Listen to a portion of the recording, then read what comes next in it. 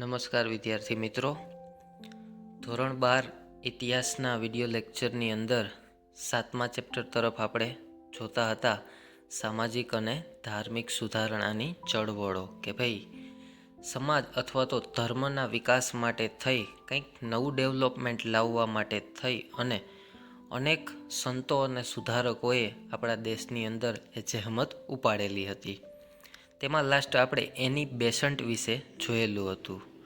હવે આજે આપણે પરિચય મેળવવાના છે સર સૈયદ અહમદ ખાન અને અલીગઢ આંદોલન કે ભાઈ દરેક ધર્મમાં જ્યારે ધર્મ સુધારણા ચાલતા હતા તો ત્યારે મુસ્લિમ સમાજમાં પણ સુધારણાનું એક નવું સ્વરૂપ જોવા મળ્યું.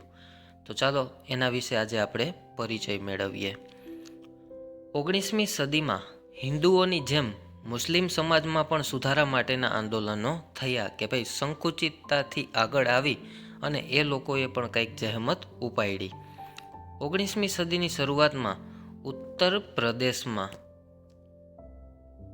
રાયબરેલીના સર સૈયદ અહમદ બરેલવી અને બંગાળના શરિયતુલ્લા જેવા આગેવાનો હેઠળ મુસલમાનોના સામાજિક અને ધાર્મિક જાગૃતિનો આરંભ થયો. હવે અહીંયા એક વાત નોટ કર્યા જેવી કે આ બંને વ્યક્તિઓ જે મુસ્લિમ સમાજમાં સુધારણા લાવવાના પ્રયાસ કર્યા તો એ હતા ક્યાંના? તો આપણે શરૂઆત કરીએ તો ઉત્તર પ્રદેશ રાયબરેલીના સર સૈયદ અહમદ ખાન, જો તમે ચિત્રમાં પણ નિહાળી શકો છો અમને, અને બંગાળના શરિયતુલ્લા હતા કે જેમણે મુસ્લિમ સમાજને આગળ લાવવા કંઈક એવું કાર્ય કર્યું. શરૂઆતમાં મોટાભાગના મુસ્લિમોએ પાશ્ચાત્ય કેળવણીથી અલિપ્ત રહેવાનું પસંદ કર્યું, એટલે કે દૂર રહેવાનું. એ લોકો નવા વિચારને અપનાવવા માંગતા ન હતા.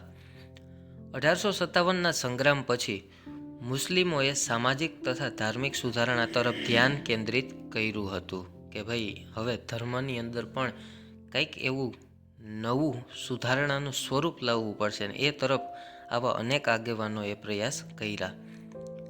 સૈયદ અહમદ બરેલવીની નેતાગીરી નીચે એક સરસ મજાનું આંદોલનનું સ્વરૂપ આવ્યું જેને આપણે કહી શકીએ વહાબી આંદોલન. આ એક ટીક કરજો કે વહાબી આંદોલન કોના માટે હતું? તો કે મુસ્લિમ ધર્મમાં સુધારો લાવવા માટે એનું આંદોલન શરૂ થયું. આ આંદોલને મુસ્લિમોમાં આધુનિક વિચારોનો પ્રચાર કરી તેમની ઉન્નતિ માટેના પ્રયત્નો કર્યા. કે ઉન્નતિ એટલે કે એમના વિકાસ માટે કે ભાઈ વહાબી આંદોલન દ્વારા અનેક નવા વિચારોનો પ્રારંભ થયો, એક નવા યુગનો પ્રારંભ થયો એમના માટે અને ધર્મમાં અવનવા પરિવર્તનો આવ્યા. વહાબી આંદોલન અને ફરીદી આંદોલન પછી મુસ્લિમ ધર્મ અને સમાજમાં સુધારા લાવવા માટે મૌલવી ચિરાગ અલી અને સર સૈયદ અહમદ ખાન જેવા સુધારકોએ પ્રયાસો કર્યા. કે ભાઈ અહીંયા વાત કરી છે મૌલવી, જેમ આપણે હિન્દુ ધર્મની અંદર વાત કરીએ કે સાધુ અને સંતો હોય તો એવી રીતે ત્યાંના મૌલવીઓ. એમાં છે ચિરાગ અલીનું નામ અગ્રીમ હરોળમાં લેવામાં આવે છે અને આપણે અગાઉ જોયું એમ કે સર સૈયદ અહમદ ખાનનું એમાં બહુ મોટું યોગદાન છે. સર સૈયદ અહમદ ખાનનો જન્મ મુઘલ દરબારના ઉમરાવ કુટુંબમાં થયો હતો કે ઉમરાવ વંશના અંદર જન્મેલા મુઘલ દરબારના ઉમરાવ કુટુંબનું કીધું છે અહીંયા કે સર સૈયદ અહમદ ખાનનો ત્યાં જન્મ થયો. તેઓ ઈસવીસન 1857ના સંગ્રામ વખતે કંપની સરકારની નોકરીમાં હતા કે જ્યારે ભારતનો પ્રથમ વિપ્લવની શરૂઆત થઈ ત્યારે એ અંગ્રેજી નોકરી કરતા હતા અને તે વખતે કંપનીને વફાદાર રહ્યા હતા કે સંપૂર્ણ નિષ્ઠાથી પોતાની કર્તવ્યનિષ્ઠ રહ્યા. નિવૃત્તિ પછી તેઓ ઇંગ્લેન્ડ ગયા અને પાશ્ચાત્ય ઉદારમતવાદથી પ્રભાવિત થયા, એટલે કે પાશ્ચાત્ય સંસ્કૃતિથી એમનામાં નવા વિચારો પ્રગટ થયા અને એ વિચારો દ્વારા પોતાના સમાજ અને ધર્મને આગળ લાવવા માંગતા હતા. તેમણે મુસ્લિમને ઉદાસીનતા ખંખેરી પાશ્ચાત્ય કેળવણી પ્રાપ્ત કરવાની હાકલ કરી કે જે નબળા વિચારો કે રૂઢિગત માન્યતાઓ હતી એને કહેવાય ઉદાસીનતા, કે હંમેશા ખોટા વહેમોમાં જીવવું. એની જગ્યાએ એમણે આ પાશ્ચાત્ય કેળવણી પ્રાપ્ત કરવાની હાકલ કરી કે શરૂઆત કરી. તેમણે 1870માં તહઝીબ ઉલ અખલાક નામનું સામયિક શરૂ કર્યું. એક માર્ક માટે તમને બોર્ડની એક્ઝામમાં બહુ ઇમ્પોર્ટન્ટ રહેશે આ કે સર સૈયદ અહમદ ખાને કયું સામયિક શરૂ કર્યું હતું? તો 1870ની અંદર. આ એક ખાસ નોટ કરજો ભૂલ્યા વગર. તહઝીબ ઉલ અખલાક એ સામયિક પત્ર એમણે શરૂ કર્યું. અને અલીગઢમાં મુસ્લિમ મદ્રેસા અને ત્યારબાદ શાળા તથા એંગ્લો મેહમોડન એરિયોન્ટલ કોલેજની સ્થાપના કરી. જો અહીંયા કોલેજનું તમને થોડુંક નામ અટપટું લાગે, પણ જો તમે લખશો તો તમને વધારે અનુકૂળતા રહેશે કે એંગ્લો મેહમોડન એરિયન્ટલ કોલેજ. એની સ્થાપના સર સૈયદ અહમદ ખાન દ્વારા કરવામાં આવી. અને એને પાછળથી કયું સ્વરૂપ કે નામ આપવામાં આવ્યું? તો એ એંગ્લો મેહમોડન એરિયન્ટલ કોલેજને પાછળથી જે નામ આપવામાં આવ્યું, જેનાથી આપણે સૌ પરિચિત છીએ, અલીગઢ મુસ્લિમ યુનિવર્સિટીમાં પરિણમી હતી, કે જ્યાં મુસ્લિમોને અલગ પ્રકારનું પાશ્ચાત્ય કેળવણીથી એમને આગળ લાવવાનો પ્રયાસ હતો. એ અલીગઢ મુસ્લિમ યુનિવર્સિટી તરીકે એ ઓળખાણી, અને એની સાલ છે 1820ની અંદર. તે સમયનું અલીગઢ શહેર અને ત્યાંની કોલેજની સુધારણાની પ્રવૃત્તિઓનું મુખ્ય કેન્દ્ર બન્યા. કે ભાઈ મુસ્લિમ ધર્મને પાશ્ચાત્ય કેળવણીથી વાકેફ કરવા અને નવા વિચારો એના ધર્મમાં ફેલાવવા માટે થઈ અને અલીગઢ શહેર છે એ મુખ્ય કેન્દ્ર હતું. તેથી મુસ્લિમ સમાજની સામાજિક અને ધાર્મિક સુધારણા માટે તેમણે ઉપાડેલું આંદોલન અલીગઢ આંદોલન તરીકે પ્રસિદ્ધ થયું. કે ભાઈ મુસ્લિમ ધર્મ છે એમાં ધાર્મિક સુધારણા લાવવા માટે, લોકોના વિચારો બદલાવવા માટે જે આંદોલન થયું એને પ્રદેશના નામ ઉપરથી જ અલીગઢ આંદોલન તરીકે ઓળખવામાં આવ્યું. સર સૈયદ અહમદ ખાને અંગ્રેજી સાહિત્ય અને વિજ્ઞાનને લગતા ગ્રંથોનો ઉર્દુમાં અનુવાદ કરવા, કે ભાઈ સાયન્સ અને સાહિત્ય, અંગ્રેજીના જે કંઈ પણ સાહિત્ય હતા એનો અંગ્રેજી હતા એ ગ્રંથોનો ઉર્દુમાં ટ્રાન્સલેશન કરવા માટે થઈ અને એક સરસ મજાની સંસ્થાની સ્થાપના કરી, જેનું નામ છે ટ્રાન્સલેશન સોસાયટી ઓફ ઇન્ડિયા. આ સંસ્થાની સ્થાપના એણે કરી અંગ્રેજી સાહિત્ય અને વિજ્ઞાનને જે લગતા ગ્રંથોનો. કેમાં અનુવાદ કર્યો હતો? તો કે ઉર્દુમાં. મુસ્લિમ સમાજને આ રીતે ઉર્દુના માધ્યમ દ્વારા પાશ્ચાત્ય જ્ઞાનથી વાકેફ કર્યા. હવે ઉર્દુમાં શું કામ અનુવાદ કરવામાં આવ્યો? કારણ કે એ સમયનો સમાજ હતો તો એટલો શિક્ષિત હતો નહીં, એટલા માટે પોતાની પ્રાકૃત ભાષાની અંદર જ એમણે આ તમામ ગ્રંથોનો અનુવાદ છે એ ઉર્દુની અંદર કરેલો હતો. તેઓ મુસ્લિમ સ્ત્રીઓને કેળવણી આપવા તથા પડદા પ્રથાનો ત્યાગ કરવા માગતા હતા. કે જેમ આપણે ઘૂંઘટો ઓઢીને હિન્દુ ધર્મમાં આ પ્રથાઓ હતી, તો એ સમયની મુસ્લિમ ધર્મમાં પણ પડદા પ્રથા હતી કે સ્ત્રીઓ માટે જે બહુ દુઃખદ બાબત હતી, તો એનો ત્યાગ કરવામાં પણ એ માનતા હતા. તેમના પ્રયત્નોથી મુસ્લિમ સમાજમાં સુધારા કરવા માટે ઠેર ઠેર સુધારક સંસ્થાઓ, જેને એના ભાષામાં કહેવાય છે અંજુમનની સ્થાપના થઈ. એટલે કે સુધારક સંસ્થાઓ જેણે સમાજ સેવાનું કામ આગળ ધપાવ્યું. કે દિવસે ને દિવસે જેમ જેમ પાશ્ચાત્ય કેળવણીની અસર થતી ગઈ એમ એમ ઘણા બધા પરિવર્તનો આવતા ગયા. હવે આવે છે એ છે શીખ સમાજ અને એમની ધાર્મિક સુધારણાઓ. કે 19મી સદીના અંત ભાગમાં શીખોમાં પણ શીખ સમાજ સુધારણાની ચળવળ શરૂ થઈ ગઈ, જેની અંદર શીખ સમાજની સુધારણાની ચળવળોને અકાલી ચળવળો તરીકે જાણીતી થઈ. તેમનો સુધારો તેમના ગુરુદ્વારાઓમાં સુધારણાથી શરૂ થયો હતો. કારણ કે દરેક ધર્મને આગળ લાવવા માટે, લોકોના વિચાર બદલાવવા માટે થઈ અને આવા સમાજની અંદર ધાર્મિક સુધારાઓ અમલમાં આવ્યા. ગુરુદ્વારાઓની વ્યવસ્થા કરવા માટે વેરી ઇમ્પોર્ટન્ટ છે, ખાસ કાળજી રાખજો, શિરોમણી ગુરુદ્વાર પ્રબંધક સમિતિની રચના કરવામાં આવી. શેના માટે રચના કરવામાં આવી? તો કે ગુરુદ્વારાઓની વ્યવસ્થા કરવા માટે, જેને સરકાર માન્ય કરી અને ગુરુદ્વારાનો સઘળો વહીવટ આ સમિતિને સોંપવામાં આવ્યો. એટલે કે ત્યાંની આવક, જાવક, ખર્ચ વગેરે બાબતોની દેખરેખ શિરોમણી ગુરુદ્વાર પ્રબંધક સમિતિ દ્વારા થતું હતું. તે ઉપરાંત અકાલી આંદોલનને અમૃતસરમાં ખાલસા એટલે કે દૈવી કોલેજ તથા અન્ય સ્થળોએ શાળાઓ સ્થાપી તે દ્વારા પાશ્ચાત્ય કેળવણીનો પ્રચાર કર્યો. અર્થાત અહીંયા કહેવાનો મિનિંગ કે અમૃતસરની અંદર ખાલસા કોલેજની સ્થાપના કરી અને શાળાઓ સ્થાપીને એમાં પણ શિક્ષણનું પ્રમાણ વધારી અને એના ધર્મની અંદર ઘણા બધા સુધારાઓ થવા પામ્યા હતા. હવે જોઈએ તો સામાજિક ક્ષેત્રે કાયદાઓ ઘડવાની પ્રક્રિયા અને ભારતીય પ્રતિભાવ.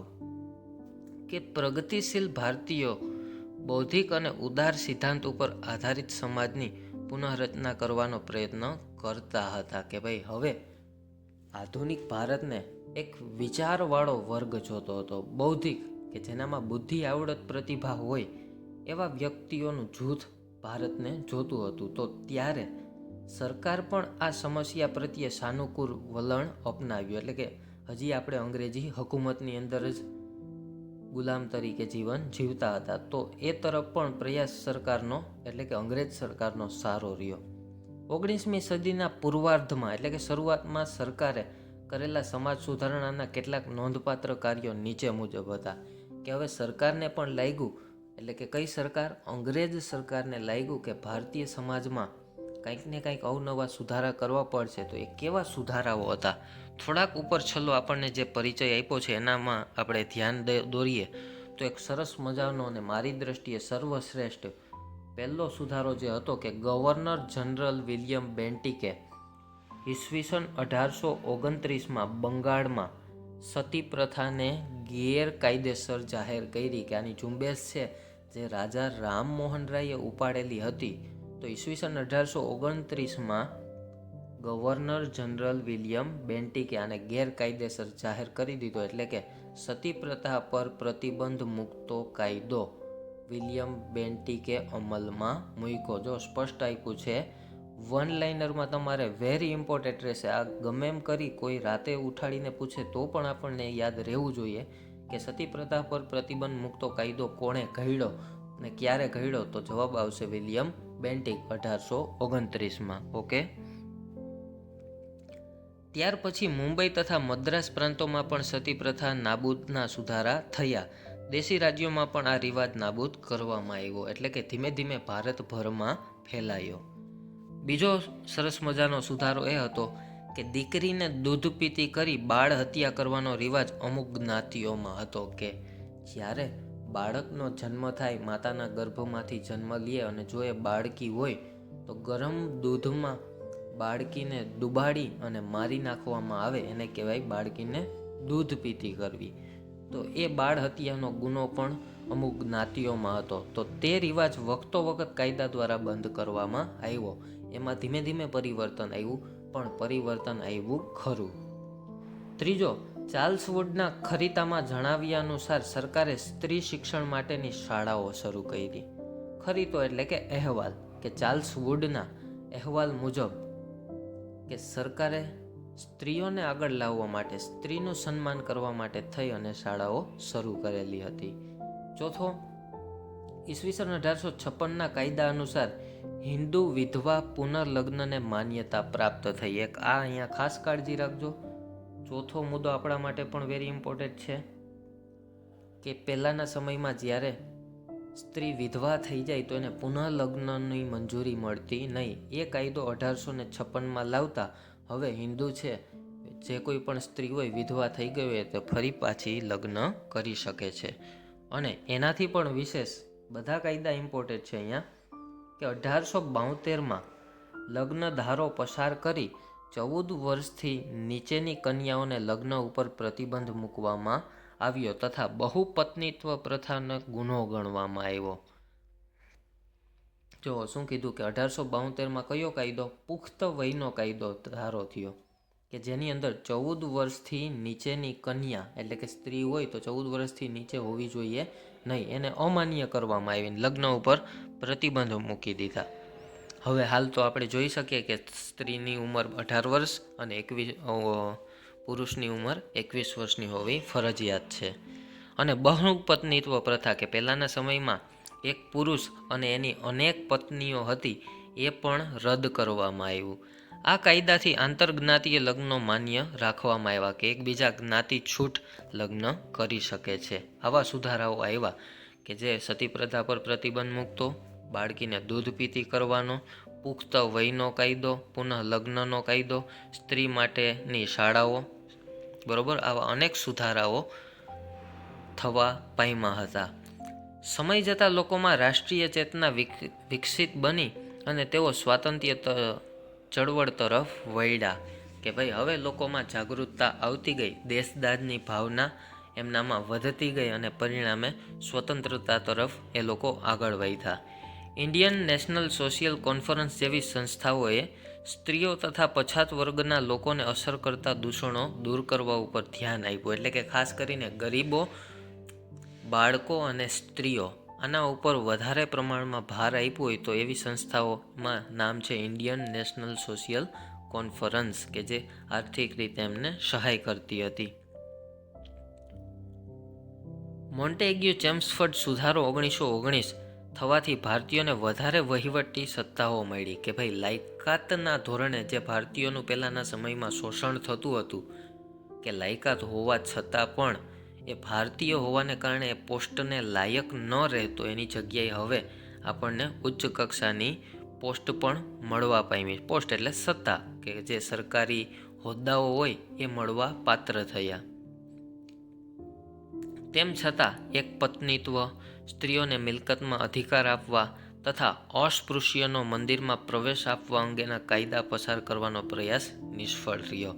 કે હજી ક્યાંક ને ક્યાંક આપણી એ સમયની માનસિકતા એવી હતી જેને હિસાબે એક પત્નીત્વ ઉપર વધારે ધ્યાન આપી શકાણું નહીં. ત્યારબાદની વાત કરી છે કે સ્ત્રીઓને મિલકતની અંદર અધિકાર પણ ન આપવામાં આવ્યો અને અસ્પૃશ્યો કે જે નીચલા વર્ગના હોય વ્યક્તિઓ કે જેને અડવાથી એવી માન્યતા હોય કે આપણો ધર્મ ભ્રષ્ટ થાય તો એવા લોકોને મંદિરમાં પ્રવેશ ન આપવામાં આવતો.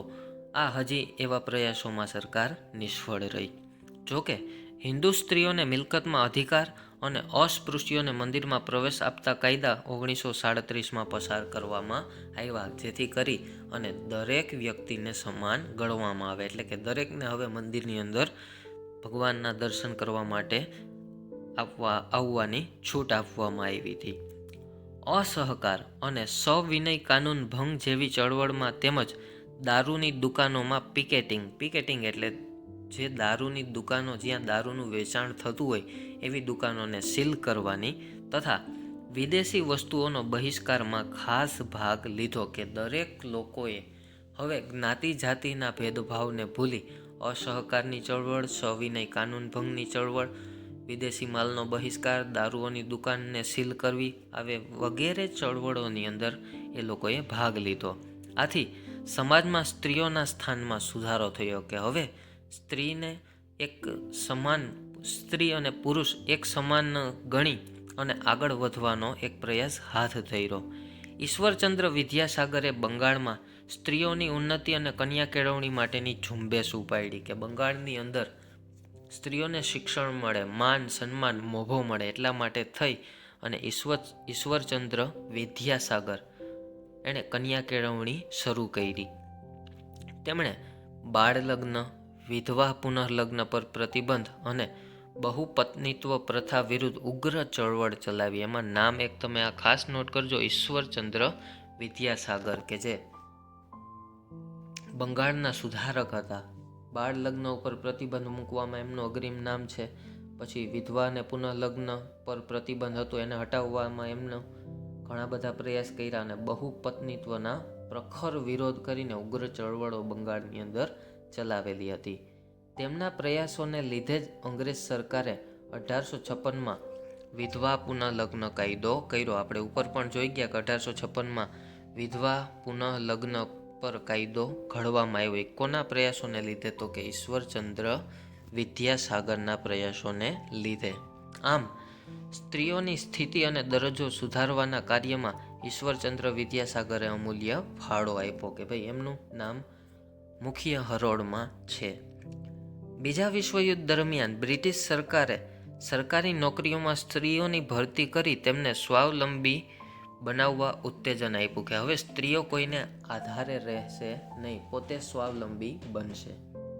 એ માટે થઈ અને સ્ત્રીઓને પણ સરકારી નોકરીઓમાં ચાન્સ આપવામાં આવ્યો. સ્વતંત્રતા પછી સમાજમાં સ્ત્રીઓના દરજ્જામાં નોંધપાત્ર પરિવર્તન આવ્યું છે અને અત્યારે પણ આપણે જોઈ શકીએ કે કદમથી કદમ મિલાવી અને સ્ત્રીઓ આપણા કરતાં પણ આગળ નીકળી ગઈ છે. બંધારણ દ્વારા સ્ત્રીઓને સમાજમાં સ્ત્રી પુરુષ સમાનતા તથા કન્યા કેળવણી ઉપર ભાર મુકાયો કે ભાઈ કેળવણી છે એ મૂળ આપણો અંશ છે અને એના દ્વારા જ આપણું ઉત્થાન કે વિકાસ થઈ શકે. સ્ત્રીઓના વિશિષ્ટ હિતો જાળવવા માટે ખાસ કાયદાઓ ઘડવામાં આવ્યા છે.